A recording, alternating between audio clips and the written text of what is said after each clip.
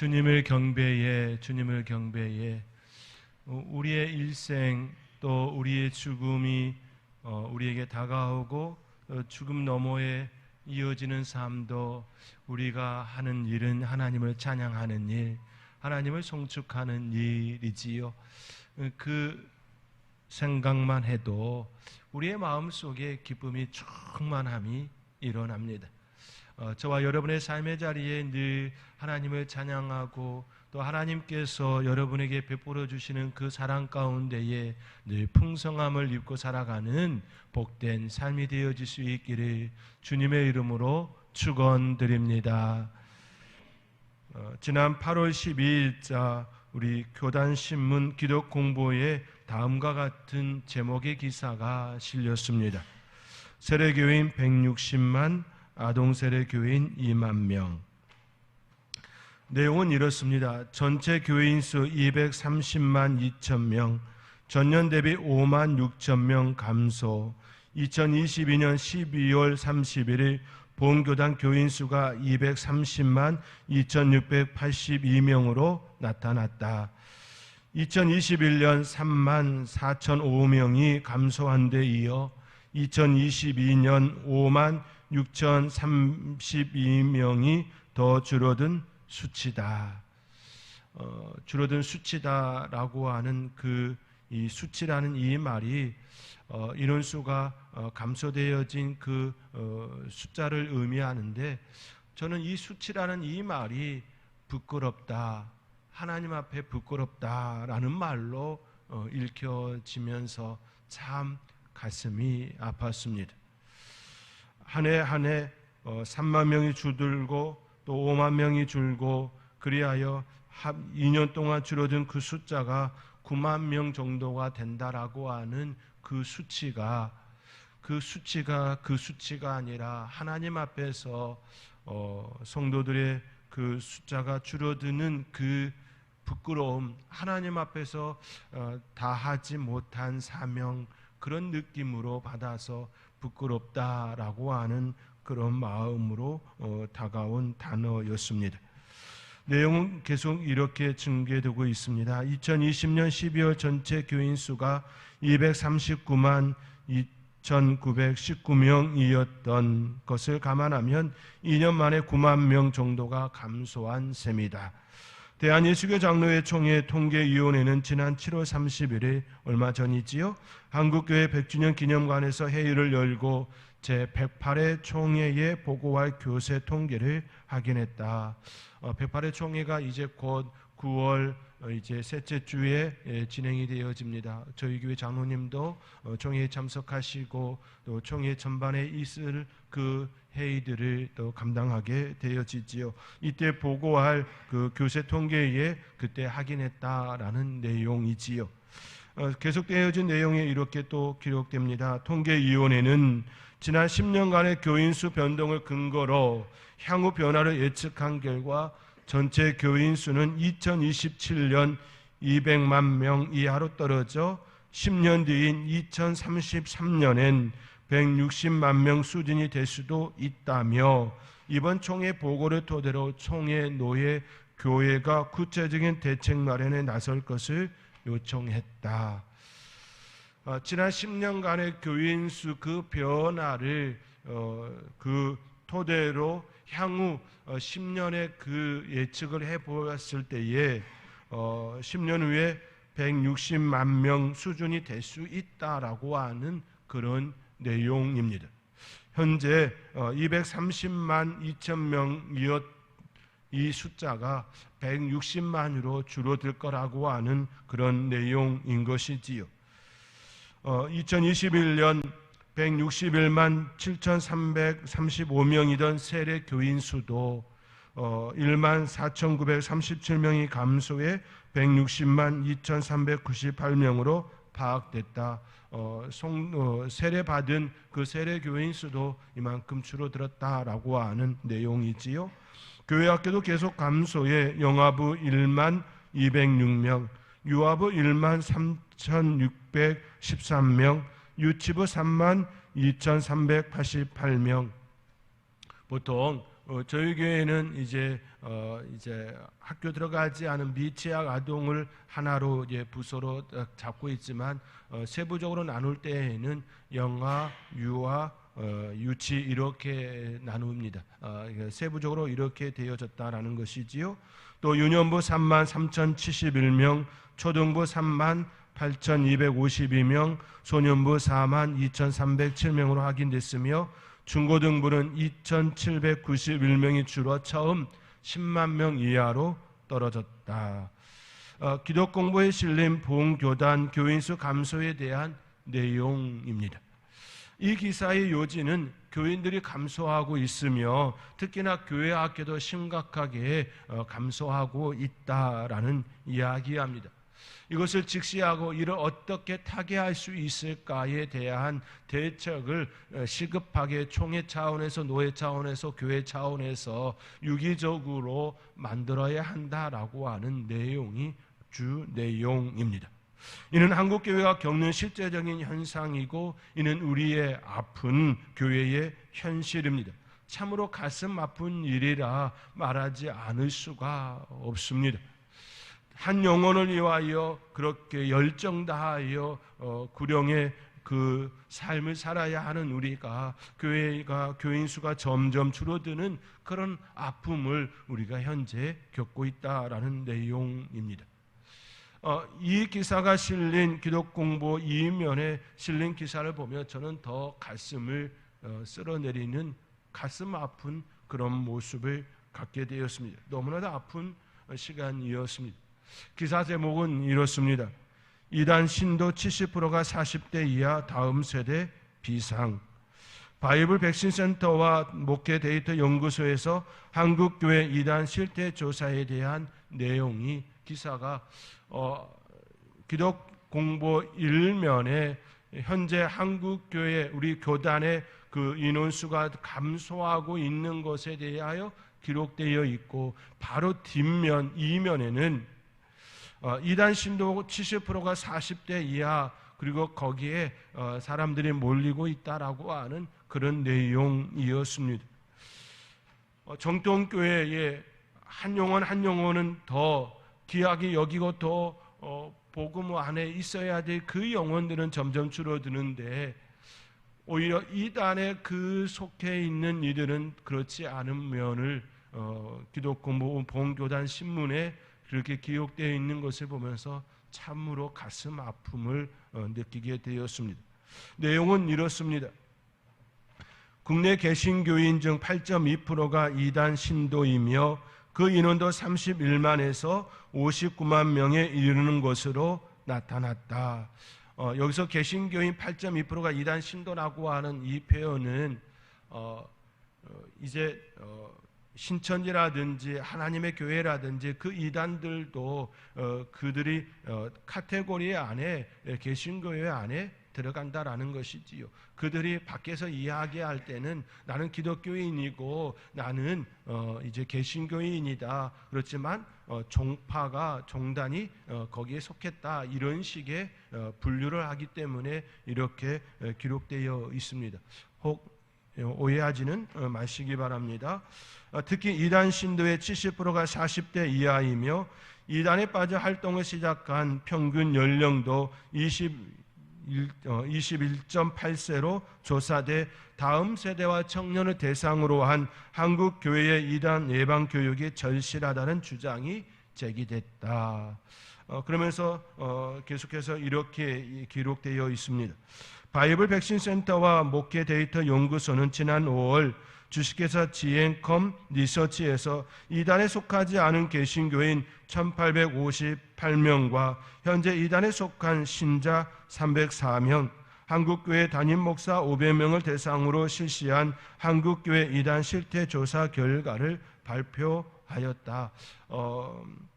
이단에 속하지 않은 개신교인 또 이단에 속한 신자 1858명, 304명은 무작위적으로 해서 그렇게 조사했다라는 내용이지요. 조사는 전국의 만 19세 이상 개신교인을 대상으로 실시했다. 이 중 8.1%가 본인이 속한 교단 종파를 신천지, 하나님의 교회 등 한국교회 주요 교단이 이단위로 규정한 집단이라고 밝혔다. 개신교인이라고 이야기했던 그 사람들 중에 당신이 속한 교단이 종파가 무엇이냐라고 할 때에 여러 이야기를 하겠죠. 그 속에 신천지 하나님의 교회 이렇게 밝힌 이들이 그렇다라는 겁니다. 그들이 8.2%라는 것이지요.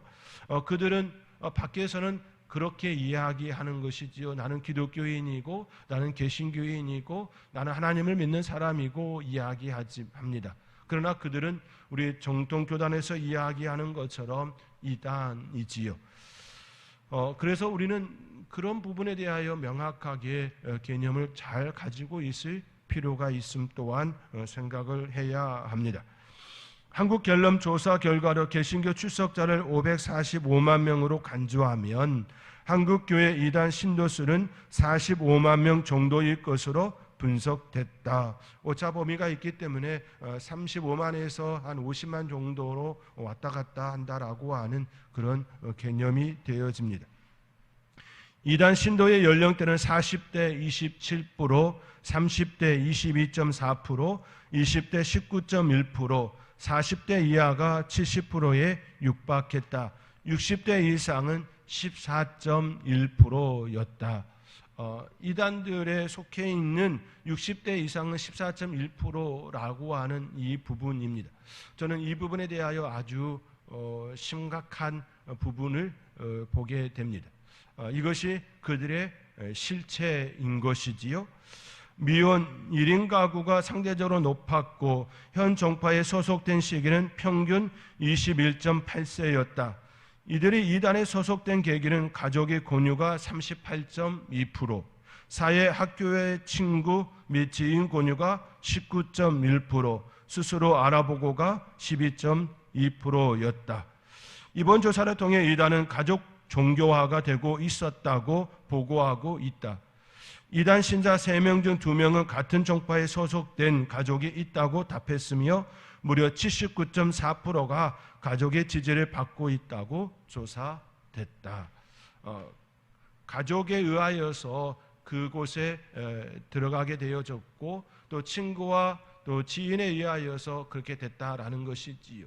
혼자 죽는 것이 아니라 함께 죽구로 들어갔다 이렇게 접근해 볼 수 있는 표현일 것입니다. 이것은 정통교단에서 표현의 방식이 되겠지요. 저는 여기서 여러분들은 어떻게 보셨을지 모르겠지만 이단의 정말로 악함에 대하여 우리는 보게 됩니다.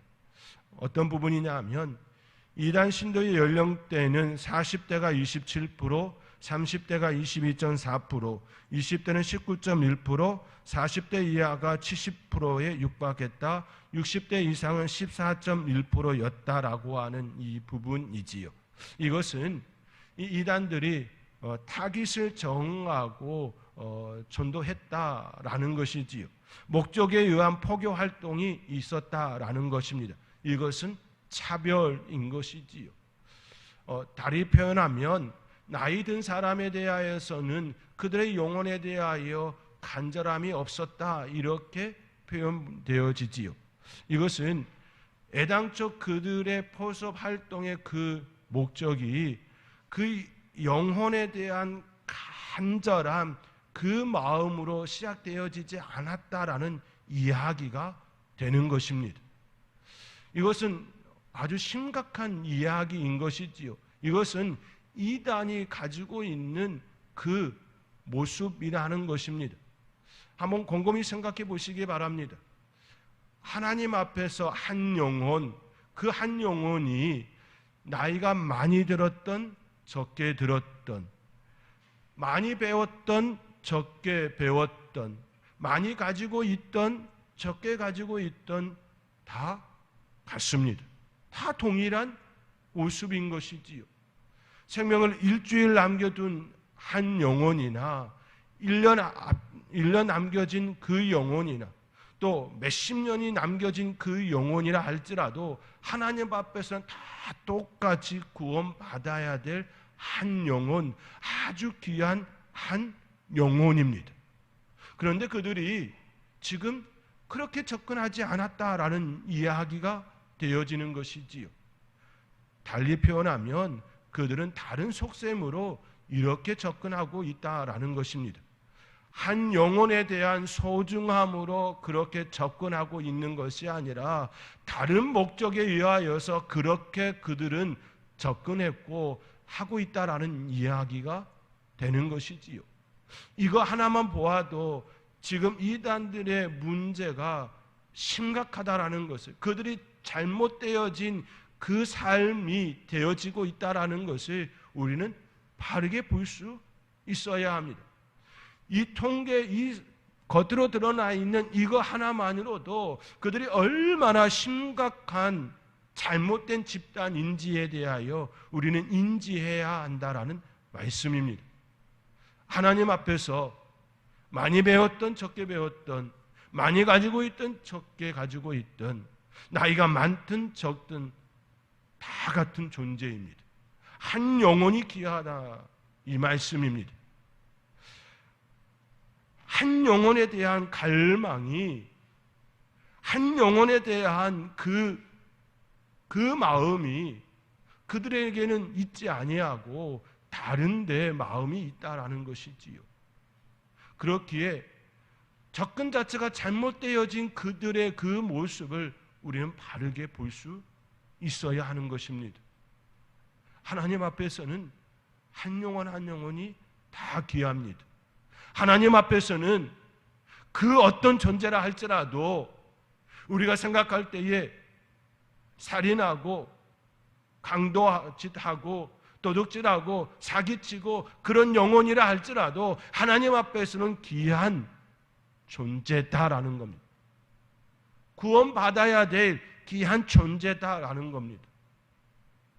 우리 인간적인 면으로 볼 때에는 너무나도 멀리하고 싶은 그 사람이라 할지라도, 내가 미워하고 내가 싫어하고 내가 그렇게 혐오하는 그런 사람의 종류라 할지라도 하나님 나라 입장에서 보면 한 영혼 한 영혼이 다 구원받아야 될 소중한 존재다라는 이야기입니다. 그런데 그들은 그렇지 않게 보고 있다라는 것이지요. 그들의 시작점 자체가 잘못되었다라는 말씀입니다. 우리는 그들에 대한 바른 이해가 우리의 마음 속에, 우리의 시각 속에 가지고 있어야 한다라는 말씀이기도 합니다. 사랑하는 성도 여러분, 우리의 삶의 자리에 진정 한 영혼을 위한, 한 영혼을 바라보는 그 마음이 저와 여러분 가운데 온전히 있어지기를 소망하며 축원드립니다. 기독 공부에 실린 기사를 보면서 참으로 가슴이 먹먹해지고 아픈 마음이었습니다. 정통 교단의 그 인원수는 점점 줄어들고 이단 그들의 그 모습 속에서는 그렇지 않은 그 면들이 비교되어지는 그 모습을 보며 참 가슴 아프다라는 생각이 더욱더 눌러지는 시간이었습니다. 한간에서는 한국을 이단 천국이라 말까지도 합니다. 그만큼 한국에는 이단의 본거지가 많음에 대한 이야기일 것입니다.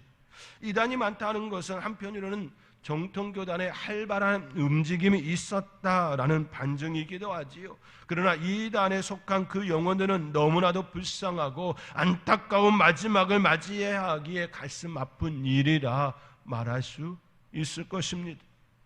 주의 형제 야고보가 활동했던 초대교회 때도 이러한 모습이 있었음을 볼 수 있습니다. 오늘 본문 19절의 말씀입니다. 오늘 본문 19절의 말씀 우리 함께 읽겠습니다. 내 형제들아, 너희 중에 미혹되어 진리를 떠난 자를 누가 돌아서게 하면, 주의 형제 야고보는 너희 중에 미혹되어 진리를 떠난 자, 미혹되어 진리를 떠난 자라고 표현합니다. 미혹되어 진리를 떠난 자가 바로 이단에 빠진 자이지요. 복음에서 벗어난 자이지요. 예수 그리스도의 그 은혜 안에 떠난 자들인 것이지요. 주의 형제 야고보가 활동하던 시기는 예수님께서 부활하시고 승천하신 후 얼마 되지 않은 시기입니다. 역사가 요세푸스에 의하면 기원 후 62년에 대제사장 아나누스에게 투석형으로 주의 형제 야고보가 사형을 당합니다. 다시 말해 예수님께서 죽으시고 부활하시고 승천하신 후 그의 활동이 그리 오래되지 않았다라는 것이지요. 불과 30년도 되지 않는 그 짧은 그 기간 동안에 이단들이 일어났고 성도들이 미혹되어 복음에서 벗어난 이들이 있었다라는 말씀입니다. 그 당시에 사람들은 예수님의 말씀을 직접 들었던 이들도 있었고 그의 제자들에게서 복음을 들었던 이들도 있었으며 사도 바울과 같이 회심하여 복음을 전하여 그 복음을 들은 이들도 있었고 또 주의 형제 야고보와 같이 예수님에 대하여 너무나도 잘 알고 있는 그들에 의하여서 복음을 들은 이들도 있었습니다. 어찌 보면 가장 강력한 복음의 시대에 이단들이 발생하였다라는 이야기입니다. 너무나도 아이러니한 모습이지요. 그러나 여기서 중요한 사실은 그 시대에 이단의 미혹에 되어서 진리에서 벗어난 이들이 있었다라는 사실입니다. 그리고 기독교회사를 통해 볼 때에 이단과 사이비의 활동은 늘 존재해 왔습니다. 정통교회는 늘 그 이단과의 전쟁을 치르며 지금에 이르고 있습니다. 지금의 한국 사이에 이단들이 있는 건 너무나도 당연한 모습일 것입니다. 사단은 늘 미혹의 영을 퍼뜨려 진리 가운데 있는 이들을 넘어뜨리게 하고 부서지게 하고 미끄러져서 그 영혼 구원 받는 것에 대하여 방해를 하기 때문입니다. 만약 한국 사이에 이단이나 사이비가 없다면 한국 교회가 바로 서 있지 않다라는 이야기가 될 것입니다. 바로 복음을 전하지 않은 사회에는 이단들이 있을 필요가 없기 때문이지요. 다 제 가운데 있는데 굳이 사단이 활동할 일이 없는 것이지요. 동남아 지역에 사역하는 선교사님들이 이구동성으로 하는 이야기가 있습니다. 이단들이 너무나도 활개치고 다닌다라는 말입니다. 그만큼 황금밭이 되어 지금 추수할 그때 추수할 일꾼들을 보내달라고 그렇게 간절히 간구하는 그 지역이기에 사단들도 너무나도 바쁘게 움직이고 있다라는 이야기가 되어지는 것이지요. 한 영혼이라도 구원받지 아니하도록 그렇게 분주하게 그들도 움직이고 있다라는 이야기이지요. 그렇다고 한다면 진정 생명을 알고 진리를 알고 복음을 알고 있는 우리가 그 일을 감당하지 않는다면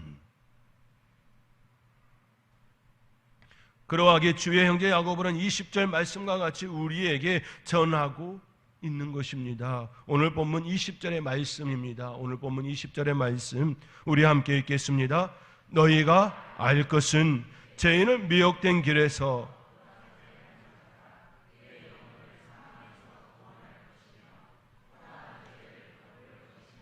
아멘. 너희가 알 것은 죄인을 미혹된 길에서 돌아서게 하는 자는 그의 영혼을 사망에서 구원할 것이라 말씀합니다. 사망에서 구원할 것이라 말씀합니다.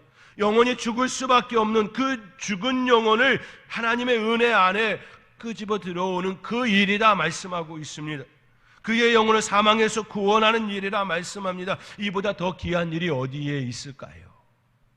이보다 더 귀한 일이 어디에 있을까요? 이보다 더 귀한 사명이 또 어디에 있겠습니까? 영혼이 죽을 수밖에 없는 존재, 그 존재는 가장 불쌍한 존재입니다. 이 땅 가운데 사는 동안에도 그들은 이미 죄의 권세 아래 있는 이들이지요. 사망의 권세 아래 있는 자들입니다. 사도 바울은 고린도 교회에 보낸 편지에 이렇게 말씀하지요. 사망아 너의 승리가 어디 있느냐? 사망아 내가 쏘는 것이 어디 있느냐? 사망이 쏘는 것은 죄요 죄의 권능은 율법이라 말씀합니다. 사도 바울은 사망이 쏘는 건 죄요 죄의 권능은 율법이라 말씀합니다. 율법 아래에 있는 모든 존재들은 다 죄의 심판을 받아야 합니다. 피할 수가 없습니다. 율법으로는 의롭다함을 받을 수 있는 그 어떤 존재도 있지 않기 때문입니다. 모두가 죄를 지었고 그 죄로부터 자유로울 수가 없기 때문입니다. 우리가 죄로부터 자유를 얻을 수 있는 길은 은혜 안에 머무는 것입니다. 그 은혜가 바로 복음입니다. 스스로 정결하게 할 수 없는 존재가 진리의 영, 말씀의 영, 그리스도의 영, 하나님의 영을 받을 때에 그 은혜 가운데 그 구원의 은혜에 있게 됩니다. 그렇기에 은혜라고 말씀합니다. 은혜는 나의 힘으로 감당할 수 없는 죄를 이기게 합니다. 은혜는 나의 능력으로 되지 않는 세계에 들어가게 합니다.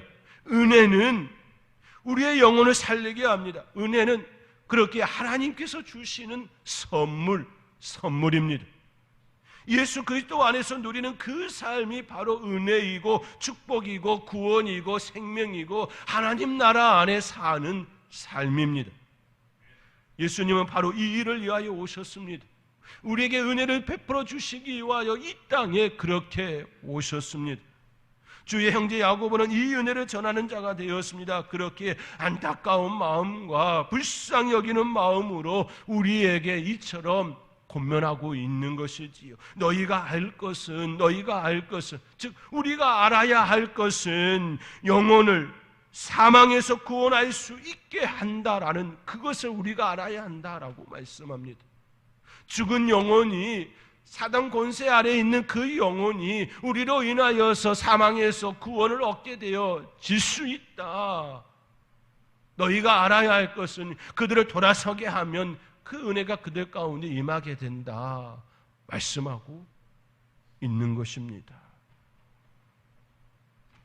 우리 주위에 있는 그 영혼들, 하나님의 영을 떠나 미혹의 영에 빠진 이들, 아직도 하나님의 영에 대해 모름세하고 있는 이들, 자기 스스로 감당할 수 있다고 착각하고 있는 이들, 자만 속에 교만 속에 있는 이들, 죽음을 두려워하면서도 정작 하나님을 두려워하지 않고 있는 이들, 그 모든 이들이 다 하나님의 은혜를 받아야 하는 이들입니다. 나이가 들었던 어린 생명이든 많이 배웠던 적게 배웠던 많이 가지고 있던 적게 가지고 있던 상관이 없는 것이지요. 다 구원을 받아야 될 하나님의 구원받아야 될 대상이라는 말씀입니다. 그 모든 이들은 다 사망에서 생명으로 옮김을 받아야 할 대상입니다. 우리는 이 일을 위하여 사명을 받은 사명자입니다. 이 사명은 은혜를 먼저 받은 이들에게 주어진 사명이지요. 사명은 먼저 깨달은 자들에게 주어지는 숙명과 같습니다. 그 숙명을 자신의 삶의 자리로 가져와서 충성으로 살아가는 이들에게 하나님께서 베풀어 주시는 놀라운 은혜와 역사를 경험하게 되는 것입니다. 하나님의 그 역사를 경험하며 하나님의 그 능력 아래 살아가는 그 충만한 그 맛을 누리며 살아가는 저와 여러분의 삶이 되어질 수 있기를 주님의 이름으로 축원드립니다. 언젠가 어느 소방관의 인터뷰 기사에서 재미있는 이야기를 본 적이 있습니다. 이웃 주민의 신고를 받고 화재가 발생한 집에 소방관이 출동하게 되었습니다. 화재가 난 집에 들어가 보니 엄마와 딸이 안방에서 아주 재미나게 텔레비를 보고 있었던 상황이었습니다. 부엌과 거실이 연기로 가득 차 한 치 앞도 분간되지 않는 상황 속에서 모녀는 태연하게 아주 재미나게 텔레비를 보고 있었던 것이지. 밖에 불이 난지도 모르고 연기가 가득 찬지도 모르고 그 안에 TV 속에 빠져서 그렇게 있었던 것입니다.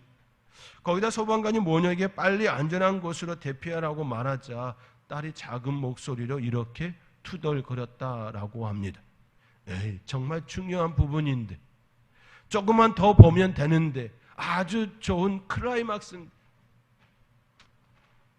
많은 그리스도인이 텔레비전에 빠져 집에 불이 난 것도 몰랐던 이 모녀처럼 살고 있는지 모를 일이지요. 세상의 정신과 속이는 영의 가모니설에 속아 은혜의 상태를 파괴하기 위해 다가오는 명백하고도 임박한 위험을 알아채지 못하고 있는 우리의 모습일지도 모르겠습니다. 그래서 쓰러지기 일보 직전인데도 자신이 제법 건강한 줄 착각하고 은혜에서 멀어지고 미끄러지고 있는데도 견고하게 서 있는 줄 오해하고 있는지도 모르겠습니다. 성도의 영혼이 이렇게 속임을 당하게 되면 하나님의 분명하고 명확한 말씀이 그들에게 들려도 힘들게 느껴지는 그 가르침을 따르려 하지 않으려 하지요. 자신이 지금 어떤 처지에 있는지 아는 사람은 돌아설 가능성이 매우 높습니다. 그러나 자신의 처지에 대해 매우 간대하고 낙관적으로 바라보는 사람은 결코 자신의 삶을 대체적으로 바꾸려 하지 않습니다. 이렇게 살아도 괜찮지라고 여기지요. 그렇게 진정한 위기는 가장된 평안 속에 있는 것입니다. 위장된 평화 속에 진정한 자신의 내면을 보지 못하고 가면에 가려진 그 평화에 솟고 있는 삶일 수도 있습니다.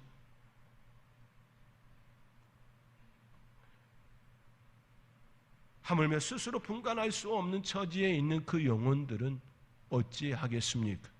그들을 위해 누군가가 손 내밀지 않는다면 그들은 결코 그곳에서 벗어날 수가 없을 겁니다. 그러하기에 주의 형제 야고보는 20절 하반절의 말씀과 같이 허다한 죄를 덮을 것이라 말씀합니다. 사랑하는 성도 여러분, 여러분의 주위를 한번 둘러보시기 바랍니다. 그리고 제 가운데 있는 이들, 그 영혼들, 삶에 지쳐 쓰러져 있는 그 영혼들, 자만과 교만 가운데 착각 속에 있는 영혼들, 그 영혼들을 위하여 기도하며 하나님 그 영혼, 그들의 문을 열어주시옵소서라고 기도해야 되지 않겠습니까? 여러분 보시는 바와 같이 전도할 문을 열어주셔서 이번 가을 특별 새벽 기도에 이 주제를 가지고 한 주간 기도하려고 합니다. 여러분의 마음에 전도할 그 영혼, 제 가운데 빠져있는 그 영혼을 바라보면서 하나님 그들의 문을 열어주시옵소서라고 마음속에 간절히 품으시며 기도 가운데에 하나님의 역사가 일어나기를 간절히 소망하며 기도의 시간 가질 수 있기를 권면드립니다. 하나님의 은혜 가운데에 그 삶을 살아낼 수 있는 저와 여러분의 삶이 되어질 수 있기를 주님의 이름으로 축원드립니다. 기도하겠습니다.